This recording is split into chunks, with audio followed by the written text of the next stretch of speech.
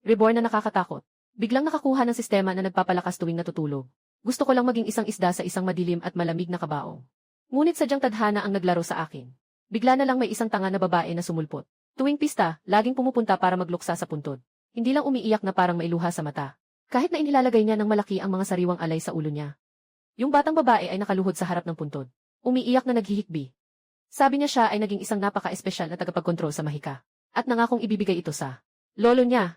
Isang malaking mansyon na may lupa na 1,000 metro kwadrado. Si Lin Yu ay nagtiis sa lupa ng buong 5 taon. Sa loob ng 5 taon, paulit-ulit siyang nagnanais na makaalpas. At hawakan ang kwelyo ng batang iyon para tanungin. Umiyak ka na, umiyak ka na. Pero pwede bang tingnan mo muna ang mga salita sa puntod bago umiyak? Hindi pa ako kasal o may anak. Saan ka kukuha ng ganitong malaking apo? Sa araw na ito, isang henyo na dalagang tinatawag na Xui. Nahaharap siya ngayon sa pinakamalaking krisis ng kanyang buhay. Sa loob ng kanyang katawan, ang mahiwagang mata, dahil sa labis na paggamit ay halos magising na. Ang anino ng 3 kamatayan ay laging sumusunod sa kanya. May 2 bagay na bumabagabag kay Xui ngayon. Una, pangalawa, pupunta sa punong tanggapan ng mga tagapagsupil upang maghanap ng mga bihasang tao para pigilin ang mga mata ng mga nilalang. Pangalawa, ay ang hindi matitinag pumunta sa libingan ng aking lolo.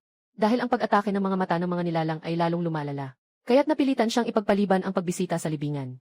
Madilim ang gabi, 7:00 ng gabi. Sa loob ng gusali ng mga tagapagsupil sa lungsod ng Songhai. Liwanag na liwanag. Matapos kitang tulungan sa pagkakataong ito, dapat kang mag-ingat. Huwag na huwag mong pilitin na buksan ang 2nd antas ng misteryo. Sa kasalukuyan mong lakas, hindi mo pa ito kayang kontrolin. Kung hindi ka makikinig sa payo at pilitin itong buksan, mataas ang posibilidad na muling magbuhay ang mga mata ng kasamaan.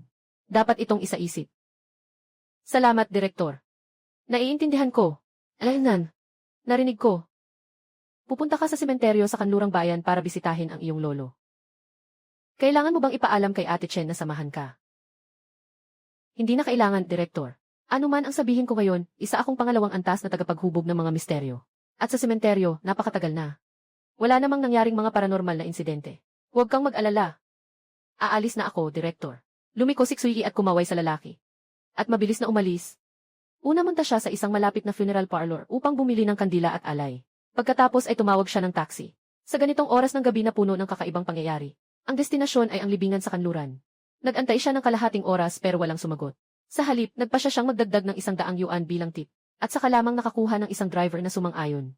Huminto ang maliit na sasakyan sa harap ng gusali. Bumaba ang bintana ng driver. Puno ng pagdududa at takot ang kanyang mga mata. Yung batang babae, pupunta ka sa sementeryo sa kanlurang bahagi. Huwag kang matakot. Ako ang tagapag-ugnay ng mga espiritu. Nakita ng driver ang badge. Biglang lumaki ang kanyang mga mata. Ang takot sa kanyang mukha ay agad naging saya. Kung siya ay isang master ng mga misteryo, hindi na ako matatakot. CJ, sumakay ka. Pagkalipas ng kalahating oras, huminto ang kotse sa pintuan ng sementeryo sa kanlurang suburb. Ang hangin sa gabi ay nagdadala ng mga tuyong dahon na umiikot sa walang laman na pintuan. Malamig at nakabibinging lamig. Hindi naglakas loob ang trooper na pumasok. Kumandong lamang sa pintuan ng sasakyan at nagliyab ng sigarilyo. Ano ba yan? Bata. Isulat mo ang numero ko. Kailan ka babalik? Tawagan mo ako. Sasagipin kita. Salamat sa iyo. Dala niya ang maraming bag. Madali siyang nakadaan sa mga malamig na monumento. Bilang isang pangalawang tagapagsalita ng mga misteryo, ang mga karaniwang kaluluwa at mga kakaibang espiritu ay hindi talaga pinapansin. Sa isang lumang puntod sa isang sulok ng sementeryo, huminto siya. Sa ilalim ng dilaw na ilaw ng poste, ang mga nakasulat sa puntod ay matagal nang nawala sa paningin. Ngunit naniniwala siya na dito ang kanyang lolo ay nakapagpapahinga. Humukay siya pababa. Maingat na inayos ang mga apple pastry. Kumuha ulit ng panyo. Malumanay na pinunasan ang dumi at alikabok sa lapida. Lolo, dumating ako para sa iyo. 3 insenso ang itinayo sa lupa. Mahina ang liwanag ng apoy. Nakaupo si Xui na nakaluhod. Nakahawak ng 2 kamay sa baba. Nagsimula akong magbulong sa lapida.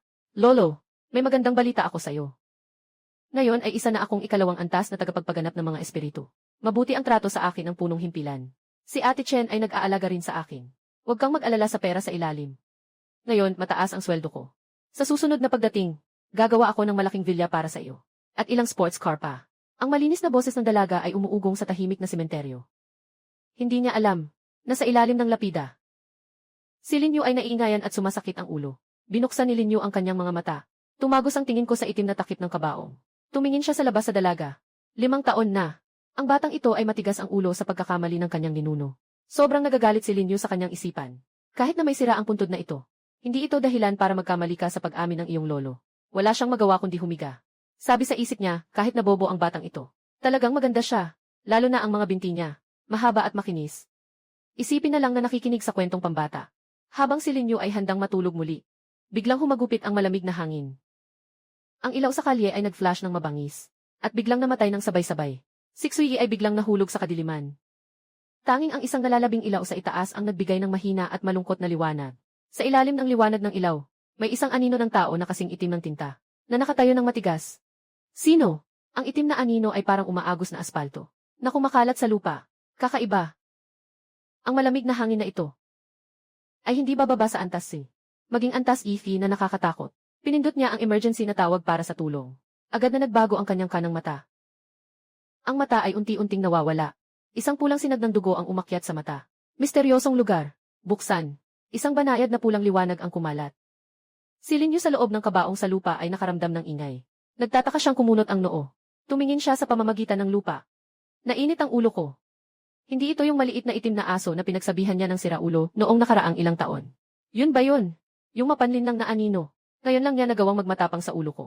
Naging labanan na sa lupa, nagsimula ng mag-init. Ang unang antas ng kakaibang saklaw ni Xuyi ay walang silbi laban sa mapanlin lang na anino. Isang malaking itim na kamay ang humampas pababa. Ibinangga siya ng malakas. Nabasag ang puntod. Hindi pwede. Hindi ko kayang talunin ang unang antas ng gulo. Siyempre tatlo ito. Siyempre ito ay isang labanan.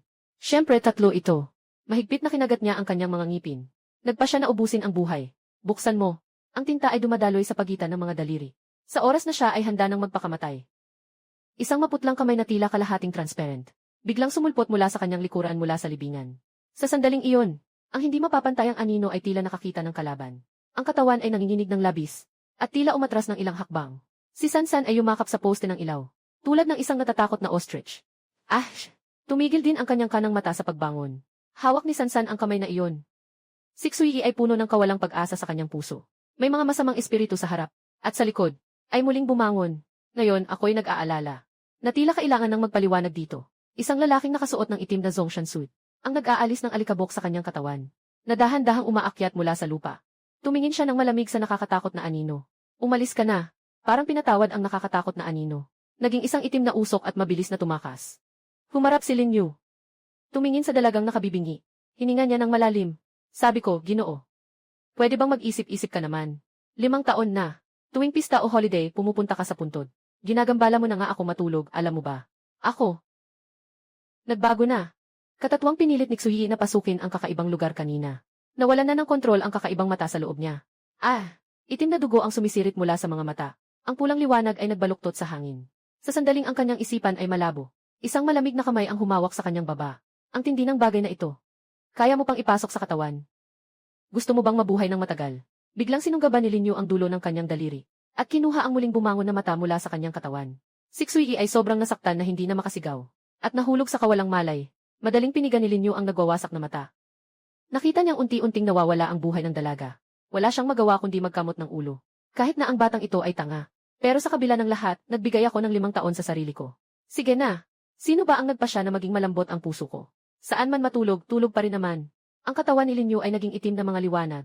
Dahan-dahang sumanib sa katawan ni Xuyi. Hindi ko alam kung gaano nakatagal.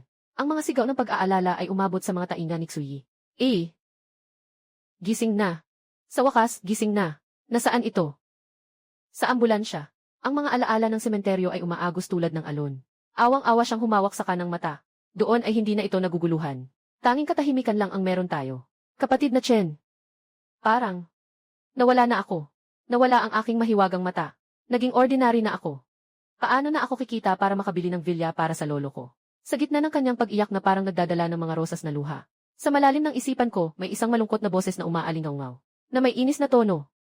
Huwag ka nang umiyak. Pinapainit ang ulo ko sa pag-iyak mo. At saka, ilang ulit ko nang sinabi. Hindi ako lolo mo. At huwag mo na akong pagbilian ng vilya. Huwag mo na akong pagbili ng mansion. Mas maganda pang mag-ingay ka ng kaunti kaysa sa lahat ng bagay. Hearing voices. Siguradong ilusyon lang yun. Tumigil ka na sa kakasabi. Talagang nakakainis ka. Kakaiba. Nasa katawan ka ng kakaiba. Tumahimik ka. Gusto kong matulog. Kung mag-ingay ka ulit, baka tanggalin ko rin ang isa mong mata. Natakot si Xuyi at agad na tinakpan ang kanyang bibig. Si Linyu ay nagpasensya. At ipinaliwanag sa kanya ang buong sitwasyon. Kung hindi siya kumilos, matagal nang patay siya. Ngayon, pilit niyang ginagampanan ang papel bilang kanyang mga mata upang mapanatili ang kanyang buhay. Iyon. Paano po kita tatawagin? Ginoo. Lolo. Huwag mo akong tawaging lolo. Hindi pa nga ako nakipag-relationship. Paano ka naman nagkaroon ng apo na ganito kalaki? Tawagin mo si Yuje. O kaya si Ginoo Lin. CJ. Sige, Ginoo Lin. Nakita ni Chen Tao na nagkukunwari si Xui. Kumilos ang mga labi. Nagmamadali ang puso. Nakahawak na sa gintong baril. Walang anuman. Ako lang ito. Sobrang saya ko. Buhay pa pagkatapos ng panganib. Haha. Maingat na pinagmamasdan ni Chen Tao ang kanyang kanang mata. Ngunit napansin niyang ito ay kasing itim ng tinta. Walang anumang kakaibang alon. Dumating ang ambulansya sa ospital ng paranormal na ahensya. Si Xui ay dinala sa high-risk testing room. Sangkaterbang electrode ang nakadikit sa kanyang ulo. Sa labas ng salamin na silid, Director Zawei ay may seryosong anyo. Chen Tao, sigurado ka bang ang mga mata ni ay 3 makina? Ang paunang pagsusuri ay ganito. 3 makina. Ibig sabihin ay maaari niyang gamitin ang kapangyarihan ng mga mata nang walang takot sa mga kahihinatnan. Ngunit hindi alam ni Zawei na wala nang ganong mata sa mundo. Ginoong Lin, anong ginagawa mo? Bakit ang gulo ng mga tao sa paligid mo? Yung sirang ilaw masakit sa mata ko. Ginoong Lin, maaari bang medyo magpakita ng kaunting hininga sa kanila? Kahit kaunti lang. Huwag. Hindi ako unggoy sa zoo. Gusto kong matulog. Nakita ng direktor na walang reaksyon ang kagamitan. Nagpasya siyang gamitin ang ultimatum na sandata. Spirit scanner. Ang aparatong iyon ay nakakulong ng isang mata mula sa E-level na masamang espiritu, na tinaglay ng masamang tagapagpatay, na inalis mula sa katawan nito. Ang berdeng liwanag ay tumama kay Xui, na sa pilitang itinulak ang kanyang talukap. Anong walang muwang na bagay ito? Ang malamig na ungol na iyon ay umakyat kasabay ng berdeng liwanag. Ang napakalakas na aparatong iyon ay biglang nanginginig. Agad na nagsara ang mata ng nakakatakot na tagapagpatay. Ano man ang panggising, ayaw nang buksan muli. Konklusyon. Walang natagpo ang natitirang supernatural na kapangyarihan. Tinatayang normal na tao ang target. Talagang nawala na siya. Pakawalan mo siya. Ibigay ang benepisyo ayon sa pamantayan ng pagkasira ng katawan sa trabaho. Hayaan siyang bumalik sa normal na buhay. Mula sa estratehikong henyo, naging isang may kapansanan na karaniwang tao. Napakalungkot ng ekspresyon ni Zuwei. Habang si Xui ay nakaupo sa testing table, nararamdaman ang malalim na parang dagat na kalaliman sa kanyang hita. Na parang dagat. Sa puso ko, 100 beses. Alam niya. Simula ngayon, ang kanyang karaniwang tao ay maaaring tahakin ang isang mas masigasig na landas. Pagsusuri sa labas, maluwang at malamig ang pasilyo. Napakabango ng amoy ng disinfectant. Ang mga ilaw na naglalabas ng malamig na liwanag ay nagpapahaba sa mga anino ni Natsui at Chen Tao. May kaunting kalungkutan. Tinutok ni Chen Tao ang kanyang tingin sa batang babae na bahagyang nakayuko sa harap niya. May naramdaman siyang kirot sa puso. Dating henyo, walang hanggan ang hinaharap. Ngunit ngayon, dahil sa pag-alis ng mapanlikhang mata, tuluyan ng naging karaniwang tao. Walang anuman. Maging isang ordinaryong tao ay mabuti. Hindi mo kailangang mag-alala araw-araw. Maaari kang makipag-date. Pumunta sa masayang pamimili. Mabuhay ng matiwasay hanggang sa katandaan. Alaynan. Tama si Chen. Sa totoo lang, gusto ko na ring magretiro. Ayos lang ito. Talagang ayos lang. Napakabanayad ng kanyang boses. Parang nag-aaliw sa iba. Mas lalo pang pinapaniwalaan ang sarili. Humagugol si Chen Tao. Dahil dito, niyakap siya ng mahina. Tungkol sa trabaho sa hinaharap, may polisiya ang opisina para sa mga posisyon sa administrasyon. Tutulungan kitang makakuha ng pwesto. Salamat, Chen. Pasensya na sa abala. Pagkatapos magpaalam kay Chen Tao, si Xui ay nag-iisa sa dilim ng gabi. Ang malamig na hangin ng maagang taglagas ay humihip ng mga natitirang dahon. Mas pinipisil niya ang manipis na jacket. Tumingin siya pabalik sa nagniningning na gusali ng Bureau of Paranormal. Sa loob niya ay may sariling tawa. Alam niyang ang pagiging opisyal ay isang uri lamang ng pampalubag loob. Sa panahon ngayon, kapag nawala na ang halaga, natitira na lang ang isang papel na condolence. Walang problema, Xui. Maayos ang iyong mga kamay at paa. Kung ayaw mong magtrabaho, pwedeng kang magliligpit. Sa huli, hindi ka magugutom. 1:00 ng madaling araw. Bumalik si Xui sa maliit na paupahang bahay. Para siyang nababaliw sa sofa. Nararamdaman ang natitirang pagod ng katawan at isipan. Pagkalipas ng ilang sandali, pagkalipas ng ilang minuto, kumuha siya ng kanyang pajamas at pumasok sa banyo. Nais niyang hugasan ang kanyang katawan gamit ang mainit na tubig. Puno ng singaw. Sa salamin, ang batang babae ay may madilim at malalim na kanang mata. Hindi na iiba sa karaniwang tao. Ginoo Lin. Tahimik na tahimik ang utak niya. Huminga ng maluwag si Xui. Akala niya nakatulog na yung mainit ang ulo na lalaki. Kaya hindi na siya nag-alala. Habang naghahanda siyang gawin ang susunod na hakbang, biglang bumangon ang boses ng lalaki. Para bang yelo ang hangin na nakapaligid sa kanila sa sandaling iyon. Parang tumigil na rin ang ingay ng daloy ng tubig. Pinanatili ni Xui ang kanyang orihinal na galaw. Nanatiling nakatayo sa lugar. Pagkaraang ilang segundo, saka siya nakabawi. Galit na sabi, bakit parang bigla kang nagsalita na parang may masama? Ako nga ang masama. At kanina, ikaw ang sumigaw sa akin. Huwag kang biglang magsalita at takutin ako. Sige, ituloy mo lang. Kailangan ko ring maghanda. Huwag mo na akong tawagin. Matapos ang pangyayaring ito, hindi na naglakas loob si Xue na magpatuloy. Noong gabing iyon, nakatulog siya sa ilalim ng kumot, hanggang sa halos magliwanag na bago siya naglakas loob na maghilamos. Kinabukasan ng umaga, si Xue ay may malalim na itim na bilog sa mga mata. Dumating sa gusali ng Bureau of Supernatural Affairs. Ang dating maingay na lobby ay naging tahimik sa kanyang pagdating. Ang mga pabulong na usapan at pang-aasar ng iba ay parang mga karayom na tumutusok sa kanyang puso. Nakatukod siya ng ulo at nagmadali. Gusto lang ibalik ang badge at ayusin ang mga natira. Sa opisina sa ika-6 na palapag, habang hawak niya ang karton at handang umalis, isang lalaking may makintab na mukha ang humarang sa daan. Oy, hindi ba't ito ang ating henyo na si Yi? Narinig kong nawala ang gulo ng mata. Ay naku, sayang talaga. Tumabi ka. Huwag kang mainis. Yi, magulo ang mundo. Hindi pwedeng walang lalaking magpoprotekta. Kung hindi, sumama ka na lang sa kuya. Kahit na hindi kasing gwapo ng nakababatang kapatid. Pero siya ay isang master ng mga trick. Sinubukan ni Zhaoli na hawakan ang kanyang mukha. Umusad ng isang hakbang si Xue. Puno ng pagdiriin ang kanyang mga mata. Zhaoli, narito tayo sa Bureau of Supernatural Events. Mangyaring magpakita ng respeto. Akala mo pa rin dati kang henyo. Ako ang tumingin sa'yo para bigyan ka ng respeto. Huwag kang magpakasaya at mang-iinsulto. Tumingin sa maruming kamay na humahawak sa balikat. Nilingon ni Xue ang mata, matalim. Kahit walang mapanlinlang na mata, pero ang mga taon ng laban ay nananatili pa rin sa kanya. Lumiko siya sa gilid. Isang sunod-sunod na galaw. Umalis. Malakas na tunog. Si Zhaoli ay parang isang pinutol na sinag ng kawayan na bumagsak. Nabasag ang mga dokumento sa paligid. Wala na akong mga mata ng panlilinlang. Ngunit hindi ibig sabihin na wala na akong mga kamay at paa. Si Zhaoli ay bumangon mula sa lupa. Ang kahihiyan at galit ay nagbigay sa kanya ng nakakatakot na anyo. Pulang-pula ang kanyang mga mata. Xue! Ikaw, mabangis na babae, naglakas loob kang saktan ako. Hinahanap mo ang tatlo. Isang malamig na hangin ang biglang sumabog. Ang kanang kamay ni Zhaoli ay mabilis na naging itim. Lumabas ang mga palatandaan ng pagkamatay. Sa sandaling nais niyang mangbiktima. Isang hibla ng maitim na buhok ang biglang umikot sa kanyang pulso, tulad ng makamandag na ahas. Zhaoli, gusto mo bang mamatay? Chen Tao ay biglang umikot. At tinapon si Zhaoli ng malakas sa malayo. Zhaoli, kung magtatangkang gumalaw kahit isang balahibo ni Yi, papatayin kita. CJ, Chen Tao. Malapit na rin ang iyong pagbabalik, di ba? Hintayin kita. Tingnan natin kung saan pa makakatakas ang batang ito. Chen. Sige na. Hindi ito sulit. Si Xue ay nagpaalam kay Chen Tao at umalis sa gusali. Sa loob ng sasakyan, ang boses ni Lin Yu ay tahimik na umuusbong. Direktang tumatama sa puso. Sa totoo lang, kanina, maaari mo akong tawagin. Kayo, mga lalaki dito, mga mapanlinlang na tao. Naging baluktot na ba ang puso? Pero si Chen Tao ay hindi masama.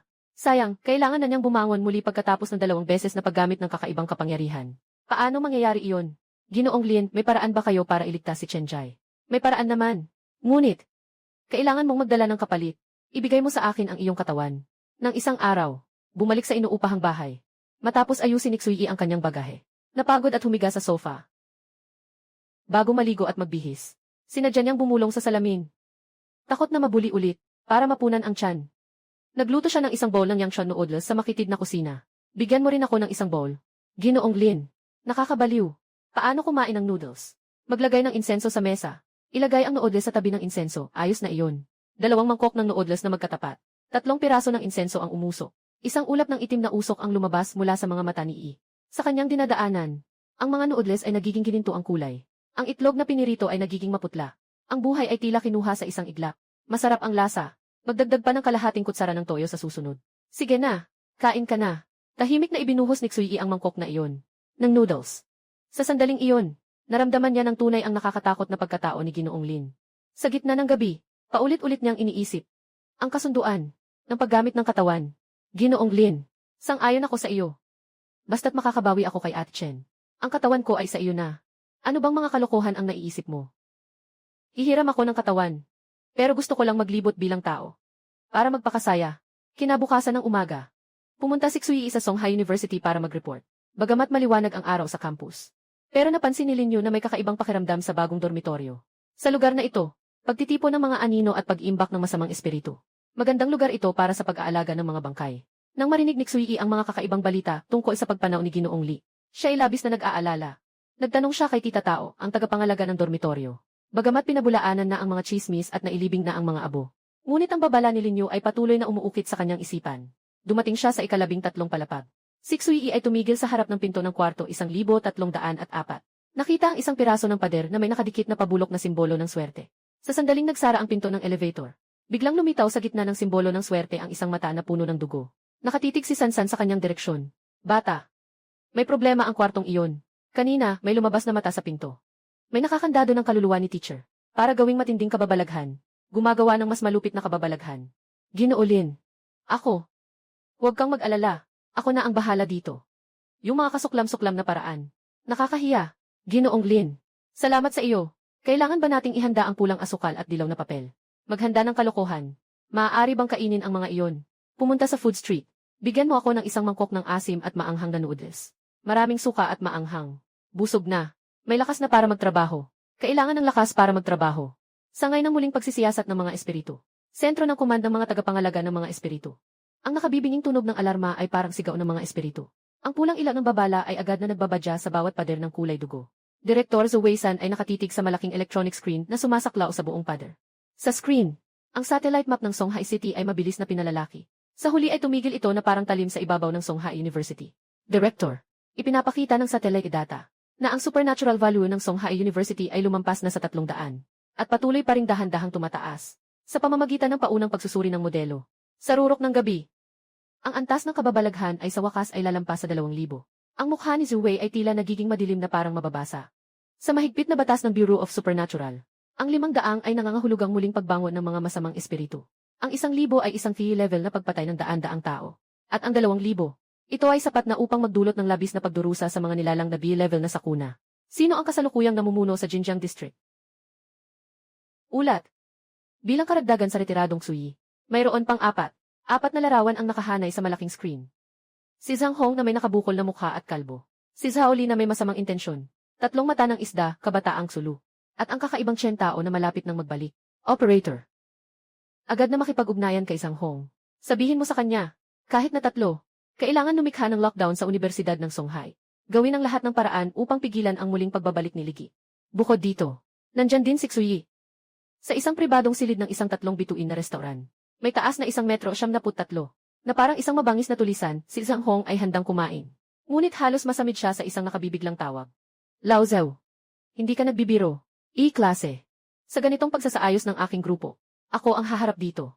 Hindi ikaw ang dapat humarap. Kailangan mong iwasan ang tao. Pigilan ang muling pagbangon. Chen Tao. Kailangan mong maging kalmado.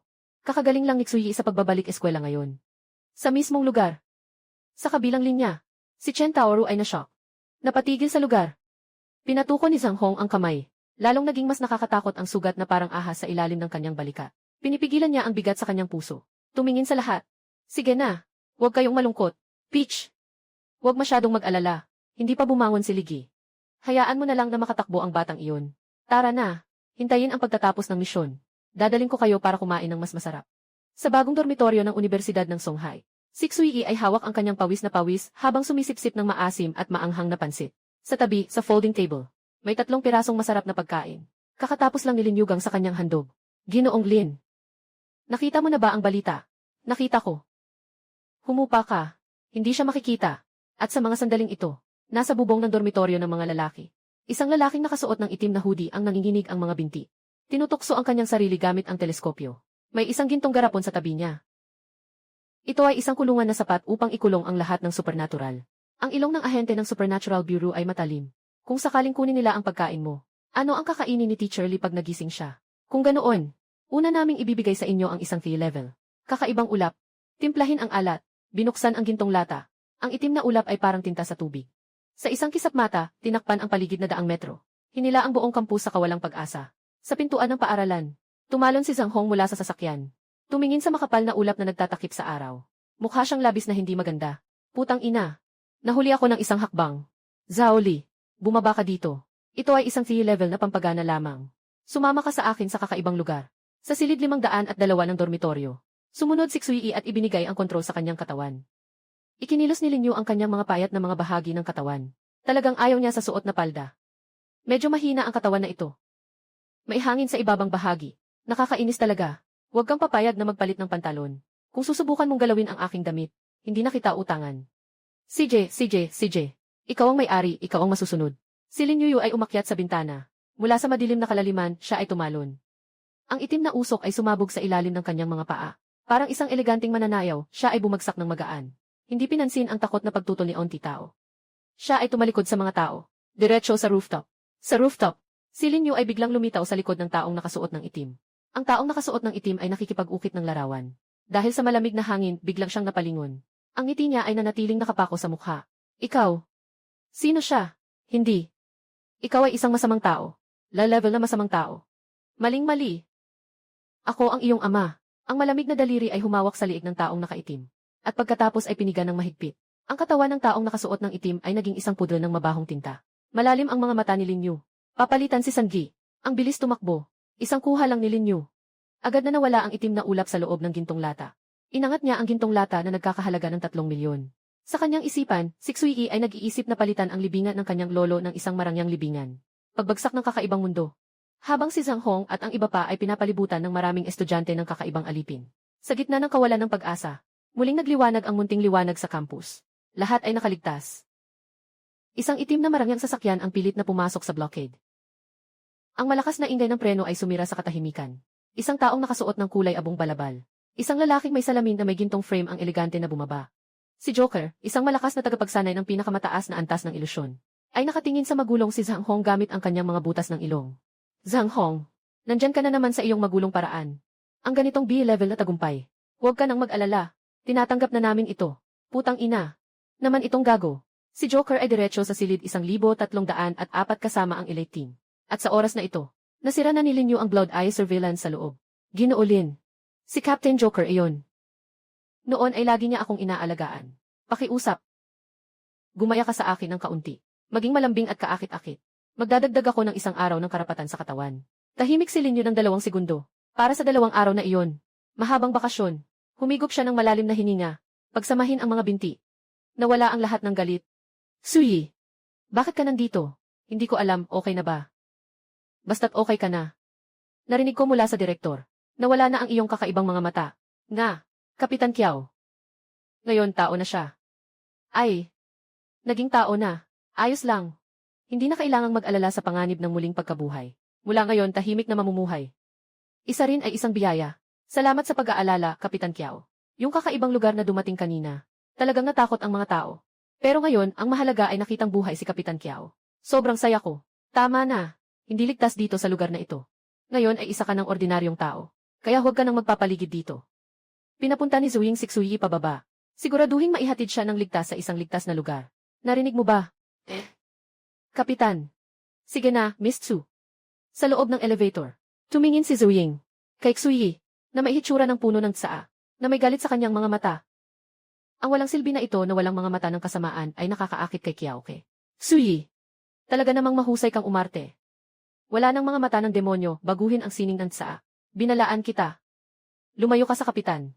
Kung hindi, marami akong paraan para mawala ka. Tapos na ba ang sinasabi mo? Ipinatong ni Lin Yu ang kanyang hintuturo. Dahan-dahang tinukod sa gitna ng noo ng kausap. Naglabas ng kaunting puot na tanging sa kailaliman lamang naroroon. Sobrang ingay mo. Ang nakakatakot na presyon ay agad na bumagsak sa kalooban ni Zuing. Nawala ang kanyang mga mata. Agad siyang nawalan ng malay. Nanghina sa loob ng elevator. Si Lin Yu naman ay naging isang ulap ng itim na uso. Nawawala sa makitid na espasyo ng elevator. At sa kabilang bahagi, sa kailalim ng eksperimento sa gusali, may isang malaking silid-aralan. Walang ilaw dito. Tanging ilang emergency exit signs ang kumikislap sa dilim. Kumikislap ng malamig na berdeng liwanag. Parang mga nakakatakot na apoy na kumikislap. Ang matinding amoy ng formalin ay nahahalo sa bahagyang masangsang na amoy. Natahimik na kumakalat sa hangin. Sa katahimikan, nandoon ang nakatago. Maraming bagay. Sa malalim na lawa, biglang sumabog ang isang mabigat na bula. Kasunod nito, nagsimula ang matinding pag-alo ng tubig. Sa isang iglap may ingay na. Isang lalaki ay biglang umupo ng matigas. Ang malagkit na pang-imbak na likido ay dahan-dahang dumadaloy sa kanyang maputlang mga buhok at pisngi. Sa dilim, siya ay umuubo ng malakas, at pinunasan ang malagkit na likido sa kanyang mukha, na may nakakatakot na ngiti. Ubo. Ang sakit. Parang nabali ang kanyang leg. Kahit gaano karaming beses na maranasan, hindi pa rin masasanay. Inikot niya ang kanyang leg, na nagbigay ng tunog na parang mga popping beans. Pumikit siya ng mata, sa nakakatakot na berdeng liwanag, tinitingnan ang bagong katawan na ito. Ngunit, sobrang sulit nito. Yung batang babae. Siguradong kakaiba. May kamalay-malay na kakaiba. Hindi lang matalino. Kahit walang halatang buhay. Bilang isang guro ng mga henyo, mga alagad, maraming mga malupit na panlilinlang na kanyang ginamit sa buhay. Kahit na siya ay isang nangungunang manlilinlang, hindi maikukubli ang kanyang amoy ng tao. Ngunit ang Elray na dalaga kanina, ay walang kahit kaunting amoy ng tao. Kung makakahuli lamang ng isang nilalang na may sariling kamalayan, ano kaya ang magiging ganda ng bagay na iyon? Basang-basa ang mga talampakan sa malamig na sahig. Naglalabas ng clock na tunog. Tiningnan niya ang mga nakakatakot na bagay sa paligid na parang wala lang ito. Diretso siyang naglakad patungo sa sulok. Doon ay may komplikadong simbolo na iginuhit gamit ang madilim na pulang tinta. Sa gitna ng simbolo ay may inaalay na isang masining na kahon ng abo. Naka-embed ang oblong na larawan ni Liwan sa kahon. Ang babae sa larawan ay nasa kanyang mga 30. Nagsusuot ng itim na salamin. Ang ngiti ay banayad at malinaw. Siya si Liwan. Noong buhay pa ay labis na minahal na guro. Guro Li. Talagang ikinalulungkot ko. Gusto sana kitang papayapang unti-unti. Pero ngayon ay ayaw ko nang maghintay pa. Dahil natuklasan ko ang isang mas kawili-wiling laruan. Para makuha ito. Kailangan mong gumising ngayon na. Bago pa man magsalita, kinuha niya ang isang kalawang na kutsilyo. At matinding hinampa sa kanyang pulso. Puff! Ang itim na tinta ay sumabog ng malakas. Tumutulo-tulo sa ibabaw ng urn. Sa isang iglap, nilamon ito ng urn. Walang bakas na naiwan. Sa isang saglit, ang ngiti ni Liwan sa larawan ay nanliliit. Ang itim sa kanyang mga mata ay nawala. Naging isang katahimikan. 2 linya ng tinta ang dumaloy pababa sa sulok ng mata. Isang di masalitang puot at galit na hangin. Biglang sumabog dito. Sa oras na ito, sa harap ng Universidad ng Songhai, pinapunta ni Zhang Honggang ang huling estudyante sa bus. Tumingala siya sa langit. Matapos mawala ang itim na ulap, ang liwanag ng umaga ay hindi mainit at maliwanag, kundi may dala itong kakaibang dilim at pagkasira. Si Xulu ay may seryosong ekspresyon. Kapitan, may mali. Sa loob ng kampus, narinig ang isang mahinang nakakairitang tunog. Parang kuko na humahagod sa pisara. Biglang tumingin si Zhang Hong pabalik sa laboratorio. Nang makita ang isang siksik na itim na usok na parang halimaw na dragon na sumisirit pataas, na unti-unting nilamon ang mapusyaw na sikat ng araw. Ang madilim na alon ng alon ay kumakalat mula sa laboratorio, papaligid sa paligid. Sa bawat lugar na nadaanan nito, ang mga halaman ay namamatay. Ang mga halaman ay namamatay. Ang mga bulaklak ay nalalanta. Ito ang matigas na asfalto. Mabilis na naluluma sa ilalim ng alon. Nasisira. Nawawasak ng ulan at hangin. Ito ay ang BV level na masamang espiritu. Dalhin ang mga estudyante. Bilisan mo, Kapitan. Mananatili ako. Ang aking kakaibang kapangyarihan ay makakapigil sa paggalaw ng masamang espiritu. Si Chen Tao ay naggangalit. Tinutok ang kanyang tingin sa papalapit na madilim na alon. Umalis ka. Tingnan mo ang iyong mga kamay. Halos lumalampas na ang kakaibang kapangyarihan sa laman mo. Nandito ako para lumaban. Hindi para mag-alaga ng bata. Sumigaw si Zhang Hong. Ayokong makipag-ayos sa B level na iyon. Kailangan ko pang ipasok ang iyong mga trick. Huwag nang mag-atubiling umalis. Bahagyang namumula ang mga mata ni Chen Tao. Nakaipit ang mga kamao, nagkikiskisan. Alam niyang totoo ang sinabi ni Zhang Hong. Ang kanyang mga plano ay malapit ng maganap. Hindi siya maaaring manatili ng matagal. Ikaw, kailangan mong mabuhay. Kung makita ko si Xuyi sa loob, gagawa ako ng paraan para ilabas ang batang iyon. Tahimik ang paligid, parang kailaliman. Walang hangin, walang tunog. Tanging ang malalayong matinis na tunog paminsan-minsan. Kumuha si Zhang Hong ng sigarilyo at sinindihan ito. Malalim na humiti. Tang ina. Sa buhay ko, hindi pa ako nakakita ng ganitong kamasungit na babae. Talagang gusto kong makita kung anong itsura niya. At sa ibaba ng bagong dormitoryo, madilim ang mukha ni Jock, parang tubig. Tinitingnan niya ang mga medikal na tauhan na dinadala si Zwing. Si Zwing ay ganap nang nababaliw sa oras na ito. Huwag mo akong patayin. Siya ay isang demonyo. Lumingon si Jock. Biglang naging dugong pula ang kanyang kanang mata. Sa kanyang pinakamataas na pananaw ng demonyo, ang buong Universidad ng Songhai ay naging isang dagat ng dugo. Bumalik si Guro Li. Ang pakiramdam ng pang-ipit ay walang katulad. Lahat, pumasok sa sasakyan. Isara ang 3 pinto. Ang sasakyan ay may gintong patong. Maaari kong pansamantalang pigilan ang kakaibang lugar. Kapitan, ano ang gagawin mo? Ako. Itong mata ng kakaiba. Pero matagal na akong hindi nakakita ng ganitong kalaking eksena. Umalis na kayo. Pupunta ako para makipagkita kay Ginoong Li. Isinara niya ang pinto ng sasakyan ng malakas. Umalis ang sasakyang pangnegosyo. Binuksan ni Kiao Kei ang kanyang cufflink. 4 na pulang mata ay unti-unting bumuka sa kanyang braso. Tumaas ang malamig na presensya. Bagamat hindi ko alam kung sino ang nagdala kay Xiao Ying sa ganitong kalagayan. Ngunit ngayon, ito ang kanyang nagawa. Nakuha ko na si Kiao Kei. Sa loob ng lingguhang ahensya ng mistikong kaganapan ng lungsod ng Songhai. Sa oras na ito, naguguluhan na ang lahat. Patuloy ang tunog ng alarma. Ang mga numero sa screen ay nag-iiba-iba ng mabilis. Nawala na ang kontrol sa sitwasyon. Alarma. Lumampas sa 2,000 ang antas ng mistikong kaganapan sa Universidad ng Songhai. Babala. Paglawak ng kakaibang lugar. Nakaabot na sa buong paaralan. Director. Pagsusuri ng modelo. Kodigo. Sinasalanta ang galit at nag-ibang. Kung hindi ito maiiwasan, dapat itaas sa antas iw. Pagkasabi nito, lahat ay nagulat. Ang antas A ay nangangahulugang pagkawasak ng isang rehiyon. Ito ay isang madugong lumang panaginip na hindi madaling buksan sa kailaliman ng archive. Ipasa ang aking utos. Isailalim ang buong lungsod sa antas ng seguridad. Isara ang Jinjiang District. Bawal ang paglabas. I-activate ang lahat ng kapitan ng Songhai. Dapat nandito sa loob ng 30 minuto. Ang sinumang lumabag ay ituturing na traitor. Wala nang oras para dyan. Kung makakabuo ito ng lakas, ang paligid na ilang milya ay magiging abo. 0000. 0000 pumunta upang mag-apply para sa E01. Maririnig ang tunog ng pag-drop ng pin sa command center. Alam ng lahat. Ang halaga ng paggamit ng bagay na iyon ay napabigat na nakakatakot. Nakangiting nagbiro si Zuwei. Tumingin sa labas ng bintana. 3,000 guro at estudyante. 100,000 buhay ng mga tao. Ang halagang ito. Sapat ba? Sapat ba? Ngunit, walang nakapansin sa gitna ng misteryosong lugar. Isang dalagang, naka-uniform. Nagmamadaling sinipa ni Zeng ang pinto ng gusali ng eksperimento. Isang malakas na tunog. Ang pintuang pangbomba ay umiikot na parang papel na ginupit. Matinding naipit sa pader. Sa gitna ng makapal na usok, pumasok si Lin Yu. Ang tingin ay nakatutok sa basement. Ginoong Lin. Dito. Maraming 3 tao. Si Xuyi ay nakikita sa kanyang isip ang mga bangkay na nakabaon sa tubig sa loob ng palaisipan. Nanginginig ang ulo. Anong ikatatakot ng 3 tao? Ang buhay ang nakakatakot. Ang maliliit na itim na sapatos ay pumapantay sa madilim na tubig sa lupa. Itinaas ni Lin Yu ang tingin. Tinututok ang anino sa sulok. Hindi man lang nagulat ang lalaki. Sa halip, ang kanyang mga mata ay naglalagablab ng matinding kasabikan. Ibinuka ng lalaki ang kanyang mga braso at tumawa ng malakas. Diretsahan niyang sinabi na hinahanap niya ang kausap. Hindi sumagot si Lin Yu. Mabilis ang kanyang galaw. Agad siyang lumapit. Kanyang bakal na parang pihitan, sinakal niya ang lalamunan ng lalaki. Kalakal.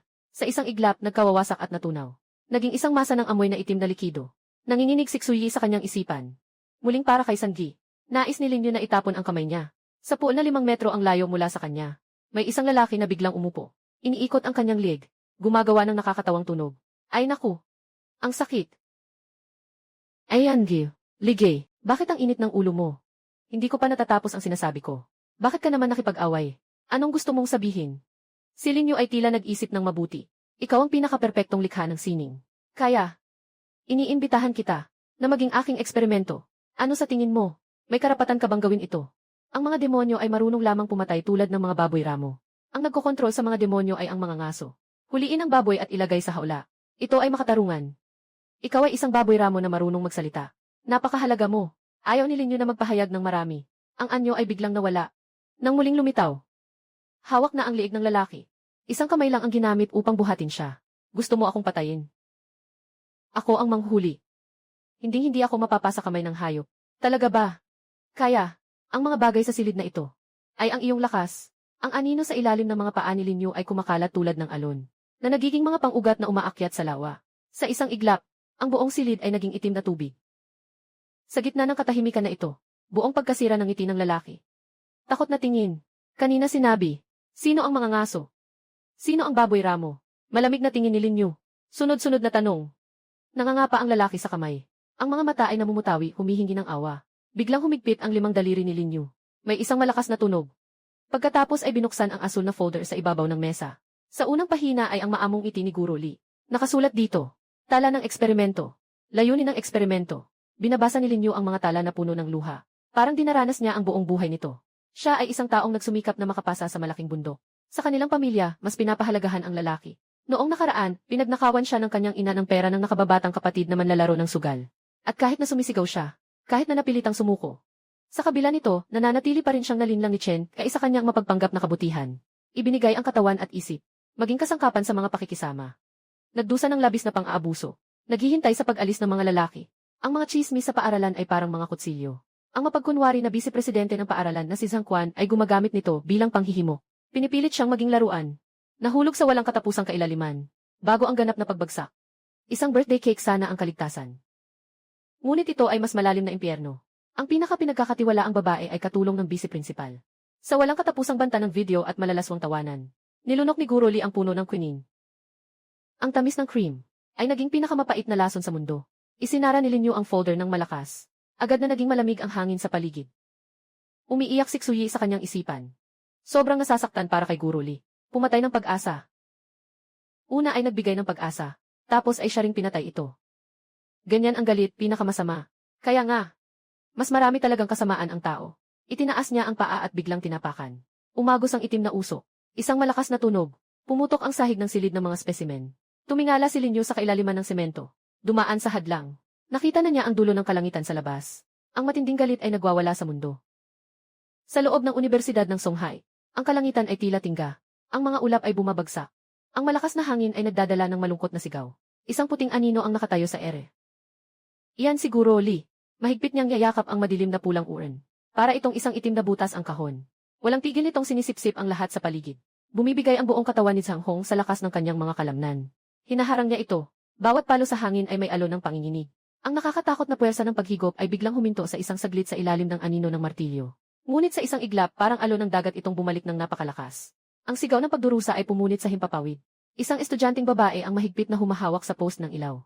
Ang kanyang katawan ay nakabitin sa hangin sa ilalim ng puwersa ng pagsipsip. Tulong! Hindi ko na kayang humawak. Dapat na 3. Ikalawang antas ng kakaibang lugar. Buksan. Naunahan ni Joke ang lahat. Namumula ang kanyang kanang mata. Isang maladugong liwanag ang biglang lumabas mula sa kanyang mata. At tinakpan ang babae. Mataas na tumalon si Joke.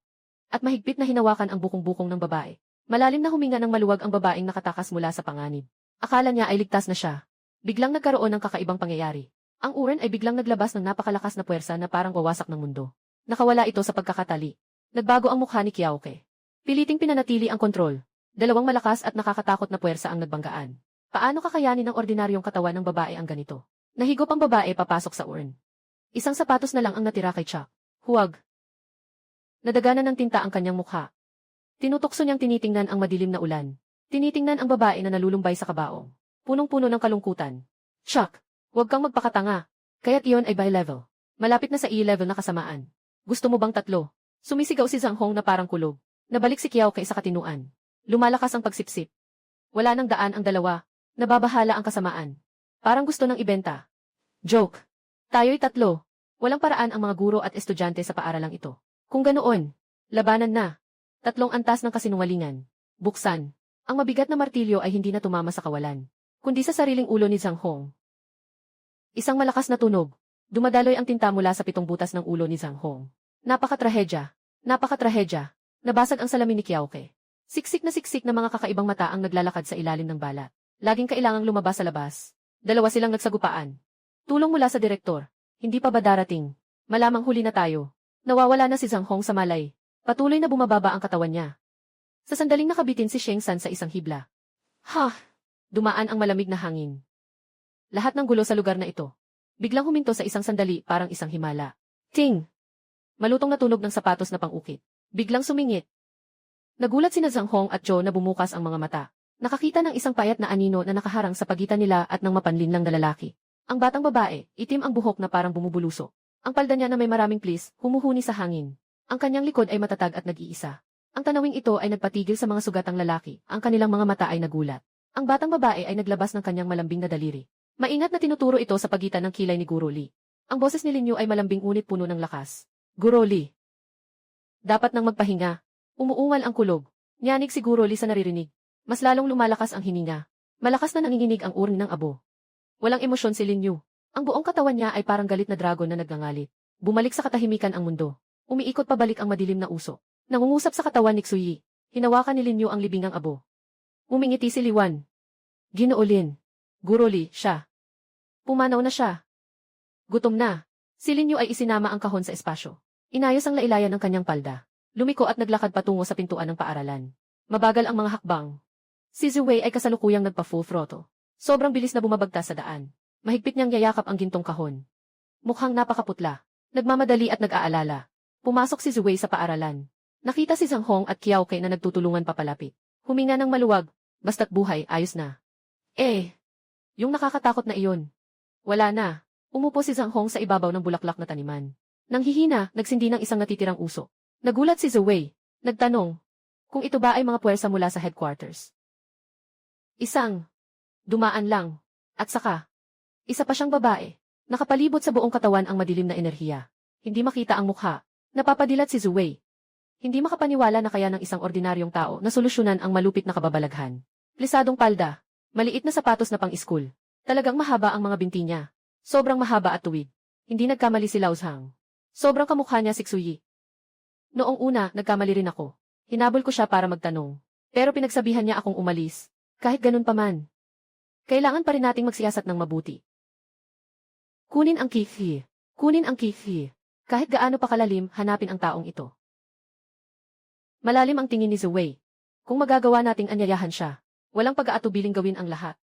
Kung hindi naman, kailangan talagang subukan. Kung may masama siyang intensyon sa akin. Pagbalik, magpahinga ng mabuti. Tama. Nandito rin si Xuyi sa paaralang ito. Nakita mo na ba siya ngayon? Inutusan ko si Zuwing na ipasa siya. Ngunit parang si Zuwing ay nauntog ng masamang espiritu. Hindi na makapag-isip ng maayos. Sabi nga, 3 kalye ang layo. Lola Liu nag-ihaw. Usok at apoy ay naglalabasan.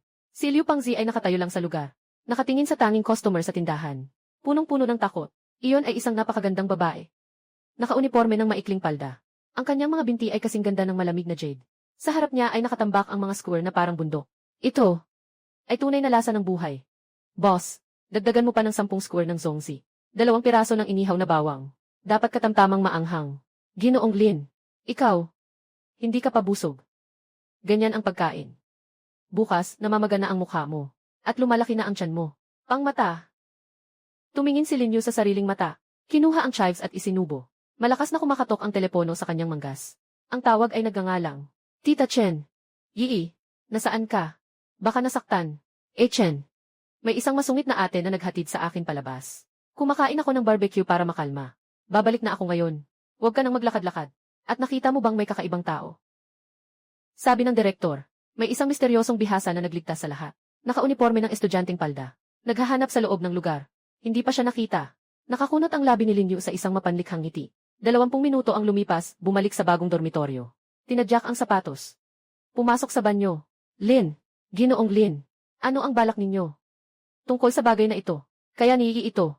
Ako ay magdadala lamang ng katawan na ito sa banyo. Dahil nandito na tayo, ibabalik ko na sa iyo. Ang hininga ay humuhupa tulad ng alon. Si Xuyi ay muling nagkamit ng kontrol sa kanyang mga braso at binti. Nakatayo siya sa harap ng salamin. Tinitingnan ang gintong lata. Ang isip ay bahagyang naguguluhan. Kinabukasan ng umaga, si Xuyi ay nag-ayos ng sarili. Pagkalipas ng 40 minuto, nakarating sa hotel sa Lumang Bayan. Naka-reserve na ba? Nang babae sa front desk ay nakangiti at kaakit-akit. Magalang na nagtatanong si Xuyi tungkol kay Sayong Haik Xiao Hei. Umiti ang kausap ng bahagya. Ako na. Nahanap ko na ang taong ito dito. Lumabas ang makapal na itim na usok mula sa kanang mata ni Lin Yu. Sobrang malamig ang pakiramdam. Nabigla ang babae sa reception. Patuloy na tumango. Dinala ng babae sa reception si Xuyi sa isang lihim na daan. Diretso ang elevator pababa sa mabigat na lugar. Sa ikalawang palapag ay may ibang mundo. Kalahati ay isang arena. Isa sa mga ito ay palitan. Hanapin mo ako. Gusto kong bumili ng isang bagay. Gintong lalagyan. Gintong lalagyan. Tiyak na pera. Tiningnan ni Xiao Hei ang gintong garapon. Ibinunyag ang 313,000 malaking halaga. Nagtigil ang paghinga ni Xuyi. Ngunit nang itinutok ni Xiao Hei ang ilaw sa ilalim ng lata, biglang sumikip ang kanyang mga pupil na parang karayom. Sa anino na iyon? May nakaukit na kakaibang simbolo. Ito ay ang tatak ng Genius Club. Pinipigilan niya ang malalakas na alon. Tumingala at nagtatawa. Nanghihiram ng dahilan para kumuha ng backup na makina para sa transfer. Pumasok si Xiao Hei sa isang silid na may bakal na dingding. Punong-puno ng ligaya ang kanyang mukha. Sumigaw siya sa nakatangging lalaki na nakasuot ng tank boss. May malaking negosyo. Ilang kilo lang ng ginto. Bakit ganito? May tatak ng Genius Club ang lata na iyon. Tama, nakita mo ng malinaw. Kahapon may gantimpala sa ilalim ng lupa. 9 na numero. Siyentipiko. Namatay. Gantimpala ng 10 milyon. Gantimpala ng 10 milyon. Narito na ang tatak na ito. Una, ibigay mo sa kanya ang pera. Pagkatapos, magpadala ng ilang mabilis na tao na kasunod. Ako ang makikipag-ugnayan sa mga tao sa Genius Club. Utos ng malaking tao. Sa ilalim ng Atlantiko, nakatagong malalim sa mga bitak ng dagat ang Silver Snow Palace. Sa paligid ng bilog na mesa, 13 mataas na upuan, kalahati ay ilusyon. Tanging 3 ang tunay na nakaupo. Sa ika-6 na upuan, nakasuot ng suit. Sopistikado at malamig. Sa ikatlong upuan, isang batang lolita na may purple na buhok at 2 ponytail. Kasalukuyang nag-aayos ng sirang manika. Sa ika-13 upuan, isang balasubas na may gulo-gulong blonde na buhok. Nakaupo ng nakasandal sa upuan. Ngununguya ng candy. Nilalaro ang cellphone. Ang boses ng unang itim na anino ay mahirap makilala. Eto. Yung malas na si number 9. Sabi nila, ni katawan daw wala nang natira. Buong araw puro kakaibang kalokohan ang ginagawa. Sa huli, bumagsak pa rin. Ang ika-6 na upuan ay tahimik na nagdagdag. Mabilis kumilos ang kalaban. Nilinis ang lahat ng bakas. Ang itim na anino ay pumasok sa pangunahing paksa. Dinala ang mga misteryo sa Songhai. Naging malamig ang tingin ng batang ligaw. Yung baliw. Talagang nagawa na ang bagay na iyon. Nakahanda na ang pangunahing bahagi. Ngayon, ang mga kakaibang batas ay hindi na matukoy. Sino ang pupunta sa Songhai? Tumayo ang batugan at nag-unat. Ipinakita ang kanyang puting ngipin. Ang Songhai ay aking bayan. Panahon na upang bumalik at tingnan ito. Unang anino ng itim. Bumalik ang ligaw na anak. Misteryosong batas. Tungkol sa misteryosong tao, bahala ka na sa kanya. Huwag magkamali. Nagsabi ang ligaw na anak. Kung masira ang lungsod, hindi ba ako kailangang magbayad? Kinabukasan ng tanghali. Highway Ring Road. Si Xuyi ay hawak ang milk tea. Binibilang ang balanse ng ipon. Ayaw ni Linyo na kahit magbilang pa siya, hindi pa rin lalaki ang pera. Gusto niya. Ginoo Lin. Paano kung piliin natin ang isang magandang lugar para kay Teacher Lee? May kasunod kang sinundan. Huwag lumingon. Yung mga tao sa black market ay gustong kunin ang gantimpala. Pumunta sa sementeryo sa ganitong liblib na lugar ay talagang angkop para gumawa ng mga kawili-wiling bagay. Sa itim na Audi, ang mukha ng masungit na daga ay mumunguya ng betelnot at may mapagpanggap na tono sa pagtawag sa telepono. Sabi ng daga na si Xeonaizi ay isa lamang siyang mahilig kumain. 20 minuto ang lumipas. Huminto ang sasakyan sa sementeryo sa kanlurang suburb. Ang nalalabing araw ay natatakpan ng mga ulap. Nagdadala ng mas madilim na pakiramdam. Pumasok si Xuyi sa bulwagan. Sumunod ang daga. Madilim at walang ilaw sa bulwagan. 3 katahimikan. Tumingin ang daga sa paligid. Tanging ang ilaw ng nag-iisang lampara sa buhangin ang nakita. Biglang may pumasok na takot sa kanyang puso. Estang ina. Sinasaktan ang sarili. Nais niyang hanapin ang daan pabalik. Ngunit nakita ang dating malinaw na pinto na umiikot. Naging isang pulang pader ng ladrilyo.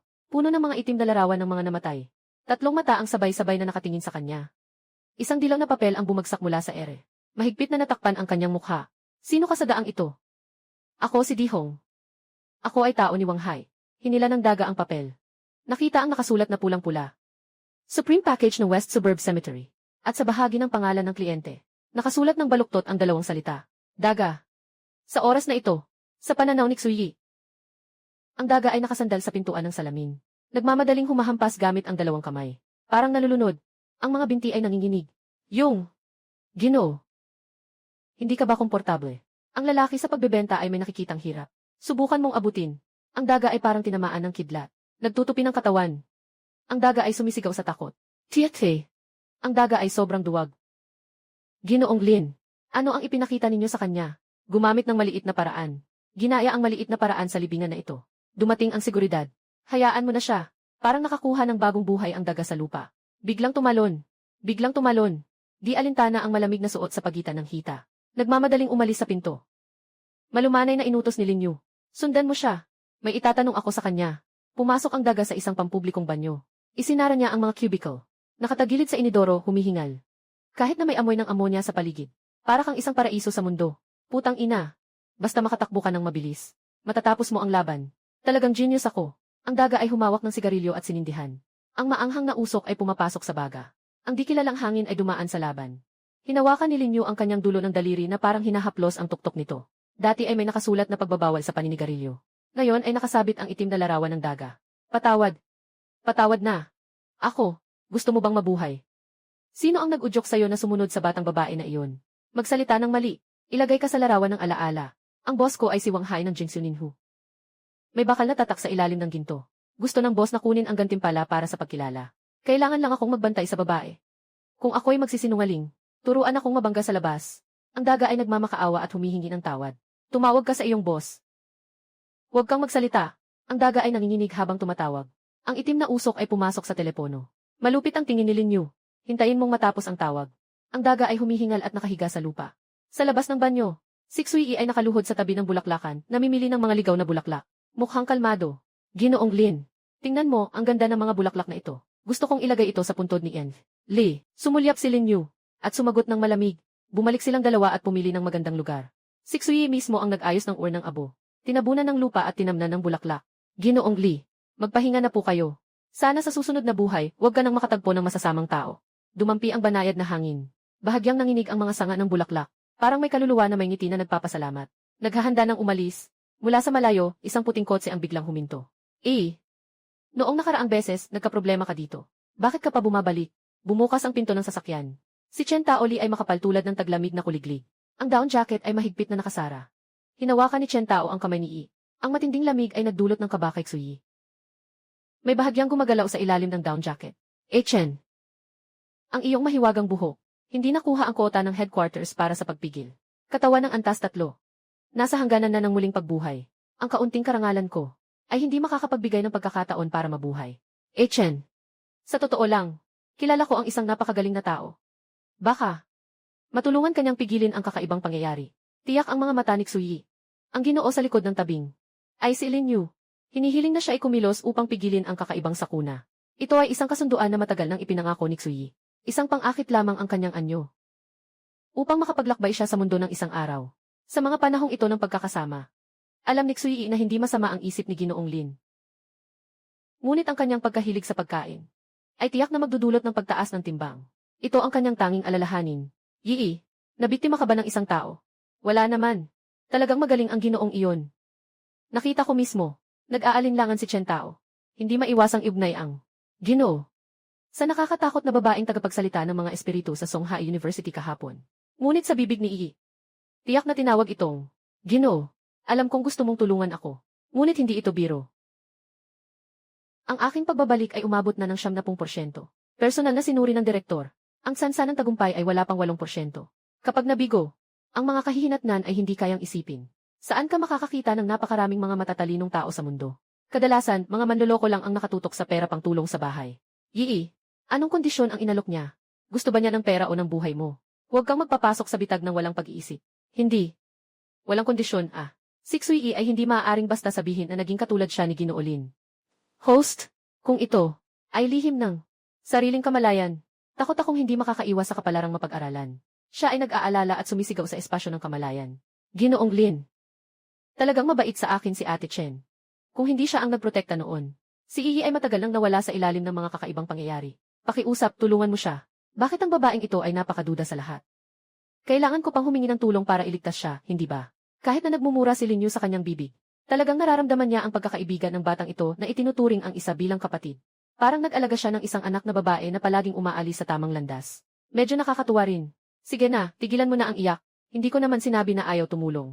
Magpalit tayo ng lugar. Punta tayo sa Jinxiu Nianhua Hotel. Para sabay na nating ayusin ang mga kalat. Jinxiu Nianhua Hotel.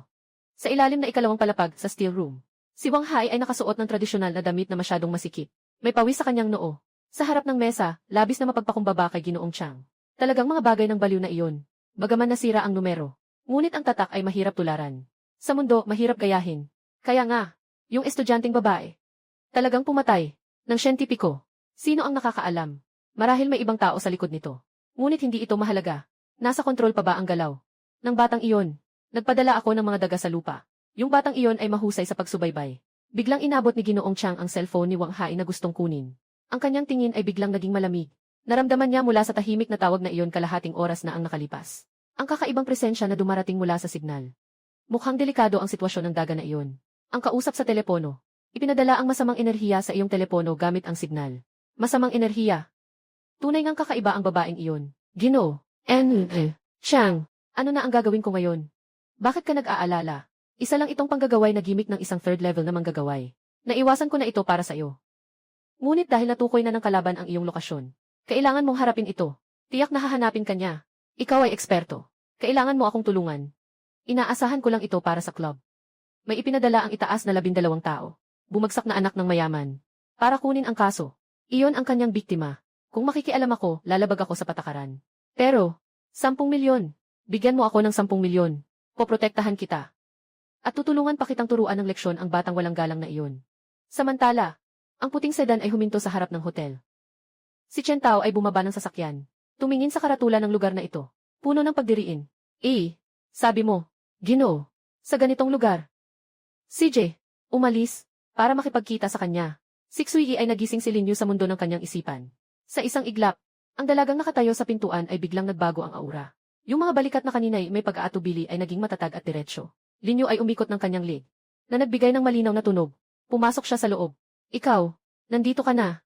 Ang babaeng receptionist ay nagdala sa 2 tao sa pamamagitan ng pasilyo ng mga empleyado at tumakas sa harap ng elevator. Pindutin ni Lin Yu. Linya, tumingin ng walang emosyon sa malamig na palengke. Amang pangit. Baka pa magpakitang gilas at takutin ako. Nandito si Ginoo Chang. Tingnan natin kung paano ka magpapaliwanag. Yii, hindi tama ang lugar na ito. Yung lalaking nakasuit ay nasa antas na 4. Samantalahin mo ang kaguluhan at tumakbo. Bumalik ka sa istasyon at hanapin ang hepe. Si Chen Tao ay matigas na hinila ang scarf. Ang kanyang itim na buhok ay magulo at kumikilos. Dahan-dahang lumilitaw ang nakakatakot na mukha. Sa oras na siya ay handang makipaglaban, dahan-dahang itinaas ni Lin Yu ang kanyang daliri. Direktang pumasok ang madilim na enerhiya sa katawan ni Chen Tao. Hindi pa sapat ang antas ng pagbawi. Kailangan pangdagdagan ang apoy. Isang malakas na tunog. Agad na gumuho ang kamalayan ni Chen Tao. Ang kanyang mga mata ay naging 3.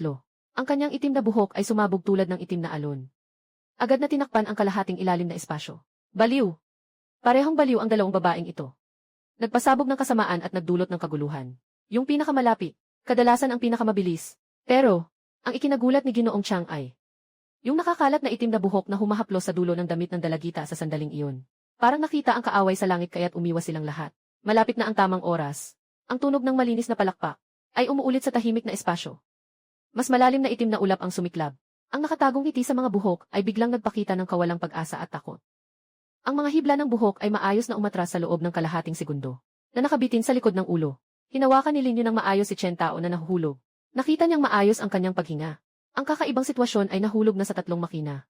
Nang may takot na sinabi ni Ginoong Chang, agad na pinigilan ang muling paggising ni Ligi. Ikaw? Sino ka ba talaga? Nangako kang tutulungan ang batang iyon na mapigilan sandali. Kailangan munang ilabas ang ugat ng sakit. Hindi ba? Alam ni Ginoong Chang na siya ay tumama sa bakal. Sa paligid ay may mga anino na kumikislap. Parang isang mahiwagang anino na biglang lumipat sa daanan ng bumbero, nagtatangkang tumakas. Ngunit natagpuan ang isang walang anyo, malamig na kamay. Mahigpit siyang hinawakan ng 3 kamay. Sa loob ng daanan ng bumbero, 3 katahimikan na nakakabingi. Si Ginoong Chang ay naipit sa pader ng isang napakalakas na puwersa. Nakaangat ang mga paa. Namumula ang mukha. Sabi ko, sumagot ka. Kung magdadagdag ka ng isang salita, ang puso mo ay magiging puti. Ako ay isang panlabas na tauhan ng club. Alam ko lang na may nawala sa ika-9 na upuan. Isang bagay na tinatawag na misteryo. May 13 upuan na nakatoka na bumalik sa Songhai para hanapin ito at sabay na alamin ang pumatay. Alam ko na lang ang mga ito. Ika-13 upuan. Walang kwentang anak. Mukhang hindi rin maganda. Mukhang iyan na lang ang halaga mo. Isang malumbay na pagsabog ang narinig. Biglang nanghina ang mga mata ni Ginoong Chang. Lumabas si Lin Yu mula sa pasilyo. Nakatuon ang tingin kay Wang Hai na umaakyat sa elevator gamit ang kamay at paa. Ate, nagkamali ako. May pera ako. Ibibigay ko lahat sa'yo. Sayang. Ayokong kunin ang perang mainit sa kamay. Isang itim na usok na parang ahas ang pumasok. Nilingon ni Wang Hai ang ulo niya. Ganap na nawalan ng pag-asa. Inakay ni Lin Yu si Chen Tao na nakabuntot. Parang naglalakad ng walang pakialam papasok sa elevator. Luta Itang. Ang babae sa front desk at si Xiao Hei ay nagkakain ng sunflower seeds. Akala nila na si Amy. Siyang na ang nag-ayos sa babae na iyon. Na para bang tapos na ang lahat. Mukhang aalis na si Ginoong Chang. Kailangan nating maging masigla. Salamat sa iyong pagod, Ginoong Chang. Ingatan mo, Ginoong Chang. Buksan ang nakatagong pinto. Nakatayo si Xiao Hei na nakayuko ng 70 degree. Nagulat siyang tumingin pataas. Nakita niyang yakap ng magandang dalaga si Chen Tao na nawawalan ng malay. May bahagyang ngiti sa kanyang labi. Bakit? Nagulat ka nang makita ako. Tinutok ni Lin Yu ang kanyang tingin sa mga mata ni Xiao Hei. Sa kailaliman ng kanyang mga mata ay may nakatagong pang-aasar. O sabihin mo, akala mo ba dapat ay 3 na ako ngayon? Nanginig si Xiao Hei. Nanginginig ang pawis sa katawan. Biglang nabasa ang likod niya. Bilang isang taong matagal nang nakikisalamuha sa black market, alam na alam niya kung ano ang ibig sabihin nito. Nagtatag si Ginoong Chang at Wang Hai dito ng patibong. Ngayon, wala na silang balita. Samantala, ang batang babae sa harap ay ligtas na nakalabas. Hindi na kailangang sabihin pa ang kahihinatnan yon, ang dalawang iyon. Mukhang masama na ang sitwasyon. Wala. Sino ba ako para matakot eh? Ako nga. Sobrang saya ko lang. Nakita ko kayong ligtas, tiya. Kaya nakahinga ako ng maluwag. Nakatayo sa tabi, ang malaking beer na babae ay nakatingin na parang naguguluhan. Alam na niya na mabilis magbago ng mukha si Xiao Hei. Ngunit nang makita ito ng kanyang sariling mga mata, nanatili pa rin siyang nagulat. Tinitingnan ni Lin Yu ang nakakatawang anyo ni Xiao Hei. Hindi siya nagsalita ng marami. Dahan-dahan lamang siyang lumapit. Tama lang. Dahil nagkita tayo. Mayroon pa akong kaunting bagay na ibebenta sa iyo. Magbebenta. Natuwa si Xiao Hui sa narinig. Dahil gusto pa ng kabilang panig na makipagkalakalan. Ibig sabihin ay may halaga pa siya. May pagkakataon pang mabuhay. Sabi mo, basta't nais mong magbenta. Ano man ito. Sige, bibigyan kita ng pinakamakatarungang presyo. Kahit nawala na si Wang Hai na iyon, nandoon pa rin ang pondo. Tumingin si Lin Yu sa kanyang nakakatawang at mapagpakumbabang anyo. Unti-unting umangat ang kanyang labi. Bahagya siyang bumuwal. Ang kanyang postura ay may kaunting di maipaliwanag na presyon. Sige, sabihin mo. Ang iyong buhay, gaano ito kahalaga? Sa isang iglap, parang nag-freeze ang hangin sa buong bulwagan. Nakatayo ang receptionist sa kanyang lugar. Humihinga ng mabagal at nakatutok. Walang makausap. Tita. Walang halaga ang buhay ni Xiaohei. Isa lang siyang walang kwentang buhay. Kung gusto mo sanang kunin, madudumi lang ang iyong mga kamay. Habang humihingi siya ng awa, sinigaw niya ang sarili niyang pisngi. Malinaw na tunog. Noong una, ako'y nagkamali. Hindi ko dapat pinag-usapan ka sa likod. Ikaw ay may malaking puso. Isipin mo na lang na ako'y isang walang halaga. Ginoong Lin. Sobrang kakaiba naman nitong maliit na itim. Sobrang malaya. Ito ay tinatawag na pagkakaalam sa sitwasyon. Talagang hinahangaan ni Lin Yu ang ganitong tao.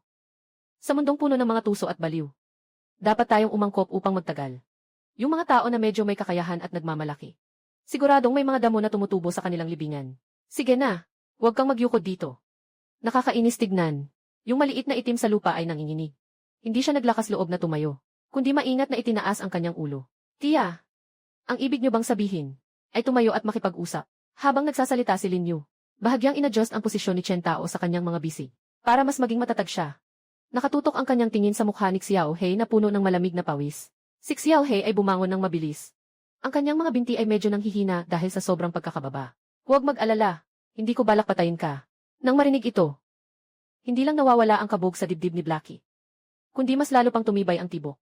Matagal na siyang nakikisawsaw sa black market. Naiintindihan niya ang isang bagay. Minsan, ang pagtakas ang sagot. Mas mahal pa ang kapalit ng buhay. Kaya po, may ipinag-uutos po kayo. Basta kayang gawin ni Xiaohei. Pumunta sa bundok ng espada at dagat ng apoy. Kahit na magnakaw ng mga dokumento mula sa espesyal na ahensya, gagawin ko iyon para sa iyo ng maayos. Hindi mo na kailangang pumunta sa bundok ng espada at dagat ng apoy. Gusto ko lang sanang tanungin ka. Kung interesado kang maging aking tagapag-ulat, saksi, alam mo rin. Yung Genius Club ay naghahanap sa akin. At ako, medyo tamad. Ayaw kong maabala. Kailangan kong may tao bago dumating yung mga langaw. Sabihin mo lang sa akin. Kumilos ng bahagya si Xiaohei. Nilunok ang isang laway. Mukhang madali ang trabahong ito. Ngunit talagang napakamapanganib. Kung makakapaglingkod ka sa tiya. Karangalan iyon para kay Xiaohei. Huwag magmadaling sumagot. Hindi lahat ng tao ay pwedeng maging aking tagapag-ulat. Ikaw ay matalino. Magaling kang makisalamuha sa grupong ito. Puro pakikinig sa hangin at pagbabago-bago ng panig ay palaging nagpapadala lang sa utos. Kung gusto mong umakyat, kailangan mong humawak sa isang malaking puno. Siyempre, kung ayaw nilang pumayag, ayos lang din. Hindi rin kita papatayin. Sa katunayan, walang kahulugan sa akin ang pumatay. Ng isang langgam na walang kapangyarihan. Ang mga mata ng maliit na itim ay kumikislap. Parang sinusuri ang katotohanan ng mga salitang ito. Hindi na nag-aksaya ng salita si Lin Yu. Kumuha ng isang cellphone na may cartoon sticker mula sa bulsa. Isulat mo sa phone ko. Pag naisip mo na, tawagan mo ako. Agad na kinuha ni Xiaohei ang phone at tapat na itinala. Lumiko si Lin Yu at umalis. Iniwan si Xiaohei at ang babae sa harap sa lobby ng Sanji. Sa labas ng Jinxunian Hua Hotel. Haba na ng gabi, maingat na inilipat ni Lin Yu si Chen Tao sa likod ng maliit niyang kotse. Isinara ang pinto ng sasakyan. Sige na. Tungkol sa kapatid na Chen na ayos na ang lahat. Ang mga kakaibang pangyayari ay hindi na muling mababalik sa loob ng 3 hanggang 5 taon. Sapat na ito para makahanap siya ng balanse sa paghawak ng iba pang mga kakaibang sitwasyon. Ginoong Lin. Sige na, sapat na ang pasasalamat sa salita. Huwag kalimutan ang ipinangako mo sa akin. At listen. 2 araw lang. Matutulog ako ng 2 araw at ayos na. Ginoong Lin. So, sa loob ng 2 araw na ito, naghahanda ka bang gumanti kay Guro Li? Oh, kailan ka pa naging matalino? Nakita kong itinago mo ang larawan kaya nahulaan ko na. Kahit na yung siyentipiko ay nahuli na. Ngunit ang tunay na may sala kay Ginoong Li ay malaya pa rin. Hindi nila itinuturing na tao ang mga tao. Marami pang mabuting tao ang magdurusa. Ginoong Lin, magtiwala ka at gawin mo lang. Hindi kita pipigilan. Napakadrama. Pero antes di eso. Kailangan kong umuwi muna. Uwi. Uwi sa anong bahay? Sa bahay namin. Sa libingan sa kanluran. Matagal na siyang natutulog sa sirang kabaong na iyon. Tama ngang itinuturing na bahay iyon. Nabaling ang reaksyon ni Xuyi, at saka siya mismo ang nagtatanong kung saan siya pupunta. Kahit na hindi tama. Kailangan kong bawiin ang abo ni Teacher Lee. May nakalagay doon. Yung sinasabi ni Emily, Chang, nakakaibang batas. Dapat ay nakatago lang yun doon. Dumarating ang dilim ng gabi. Tahimik ang kalye. Natapos na ni Lin Yu ang kanyang hapunan. Kumuha siya ng taxi. Hey, ikaw na naman, batang babae. Siya na naman ang trooper na naghatid kay Xuyi sa puntod noong nakaraan. Naglakbay ang sasakyan ng matagal. Huminto sa pintuan ng sementeryo sa kanlurang suburb. Ang orasan ay tumuturo sa 8:00. Ang matandang gwardiya ay natutulog na sa ilalim ng impluensya ng ergot at litsong baboy. Biglang umusad si Lin Yu. Iwasan ng ibang tao. Madaling nakahanap ng daan patungo sa libingan ni Ginoong Li. Ginoong Li. Naka-offend. Itinaas niya ang kamay at pinisil. Ang itim na usok ay sumiklab mula sa kanyang palad papunta sa lupa. Parang binuksan ng isang higanting kamay ang lupa. Lumantad ang madilim na pulang kahon ng abo. Bahagyang kumagat ang dulo ng daliri ni Lin Yu. Ang kahon ng abo ay lumutang papunta sa kanyang kamay. Dahan-dahan niyang inalis ang takip. Hindi ito abo sa loob, kundi isang maliit na kamao ng sanggol. Isang madilim at magaspang na metal na bola. Sa sandaling hawakan niya ito, damdaming sobrang hindi komportable ang bumalot sa buong katawan. Parang mabagal na paggupit ng kisame. At parang walang katapusang mga kakaibang sinulid na sinusubukang pumasok sa kanyang isipan. Ginoong Lin. Ito ba ang tinatawag na kakaibang batas? Ang sama ng pakiramdam. Kayang itakda nitong bagay ang mga patakaran ng pagpatay ni Ligi. Pati na ang kontrolin ang mga buhay na tao. Ito ay ang pagkatao ng mga patakaran. Kung papayagan nitong mga baliw na gumawa ng maramihan ng mga masunuring ligi, ang mundo ay tunay na magiging impyerno. Si Lin Yu ay naglabas ng makapal na masamang enerhiya na sinusubukang sumako. Ngunit nananatiling walang galaw ang bola. Naiintindihan niya na espesyal ang materyal na ito, na kayang baliwalain ang kanyang panggigipit. Kailangan lang niyang gamitin ang kakaibang lakas sa loob ng 6 na buwan. May naisip siyang plano. Ang itim na bola ay naging agos ng liwanag. Pumasok sa kanang mata ni Xui. Ayos na. Tapos na ang lahat. Magpahinga ka na sa dormitoryo. Kailangan ko ring magpahinga. Napakahirap nitong pigilin. Baka matulog ako ng matagal.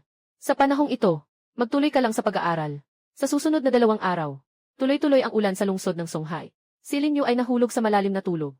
Si Xui ay muling nagkaroon ng kontrol sa kanyang katawan. Ang buhay ay muling naging tahimik. Siya ay pumasok sa klase. Nanood ng serye. Bumisita kay Chen Tao. Habang naliligo, tumingin siya sa salamin at tahimik na tinawag ang kanyang madilim na kanang mata. Ngunit walang natanggap na sagot. Ang pakiramdam ng kawalang sigla at panghihinayang. Na parang anino. Hanggang sa 3 araw ng tanghali, si Xui ay tumanggap ng tawag mula kay Chen Tao sa kantina. Ang lugar ng pagkikita ay sa coffee shop sa likod ng paaralan. Si Chen Tao ay nakasuot ng beige na trench coat, na puno ng sigla. Wala nang mga nakaraang galit. Noong araw na iyon sa ilalim ng lupa, siya ang tinutukoy mo, na nagligtas sa atin, di ba? Wala tayong magawa noon. Kaya't humingi tayo ng tulong sa kanya. Maaari mo pa ba siyang makontak ulit? Gusto ko sanang pasalamatan siya ng personal sa pagtulong niya. Ayaw niya ng magulo. Pagkatapos mailigtas ang tao, umalis na siya sa Songhai para maglakbay. Hindi na rin namin siya makontak. Kung sakaling bumalik siya, kailangan mong tumulong na magpakiusap sa kanya. Mahalaga ito. Dahil, sa aking mga kasanayan, sa 3 makina. Ngunit ngayon ay kaya kong kontrolin ito. Ngunit walang senyales ng paggaling. Ang aking lakas ngayon ay katumbas ng isang quasi-level na tagapaghawak ng mga kasanayan. Kahit na kayang kontrolin ang doble na kababalaghan. Kung ang Ginoo ay makapagpapagana ng 3 makina ng matinding kababalaghan, ito ay magiging isang makabagbag damdaming pagbabago sa kapalaran ng buong sangkatauhan. Ngumingiti si Xui sa sarili. Nang may pag-iisip, si Ginoo Lin ay isang kababalaghan talaga. Siya ay isang taong walang pakialam. Pagkamuhi sa mga patakaran, paano siya magbibigay ng walang kapalit para sa kabutihan ng lahat? Sa tingin mo ba ay may bias siya laban sa espesyal na ahensya? Si Ginoong Lin ay isang mabuting tao. Ngunit tiyak na hindi siya isang mabait na tao na madaling manipulahin. Si Chen Tao ay nag-isip at tumango. Pagkatapos ay kumuha siya ng isang dokumento at itinulak ito sa harap ni Xui. Iyan ay isang posisyon na espesyal na inaprubahan ni Director Xu, hindi na kailangang mag-clock in. Buwan ng sahod na 103,000. Maginhawang trabaho. Malapit ka nang maging maliit na mayaman. Mukhang may espesyal na pagtrato sa iyo ang Direktor. Ngunit, tumingin si Xui sa dokumentong iyon. Ang kanyang mga mata ay unti-unting lumubog. 33,000. Napakasarkastikong numero. Nang siya ay biglang nawala at iniwan. Maging ang direktor ay ayaw siyang bigyan ng karaniwang posisyon. Chen. Itong pera. Hindi ko kayang tanggapin. Bakit? Ito ay isang libreng pagkakataon. Ayokong tanggapin ang peke at nakakaawa na tulong. Kaya kong magdala ng plato. Magpamigay ng flyers. Mas malinis ang kinikita kapag ganoon. Lumabas si Xui mula sa coffee shop. Huminga ng malalim. Sa oras na ito, narinig ko ang pamilyar na tamad na boses sa aking isipan. Ayos lang, iha. Sobrang astig. Ginoong Lin. Gising na kayo. Hindi naman ako 3. Medyo okay ang tulog na ito. Kahit na yung sira-sirang bola ay patuloy na nagugulo. Tara na. Kumain tayo sa barbecue nila Ulyu. Pagkatapos kumain, makikita natin yung hayop na vice-presidente. Samantala, mabigat ang atmosfera sa silid ng pulong ng Paranormal Bureau. Nasa malaking screen ang isang madugong video. Mayamang si Zhao Dezu sa kanyang silid. Ang kanyang tiyan ay kakaibang namamaga tulad ng bola. Sa huli ay biglang sumabog. Sa kisam, ay isang malaking tatak ng utak, simbolo ng Genius Club. Si Zhao Dezu ay gumagamit ng kanyang posisyon upang saktan ang 3 flight attendant.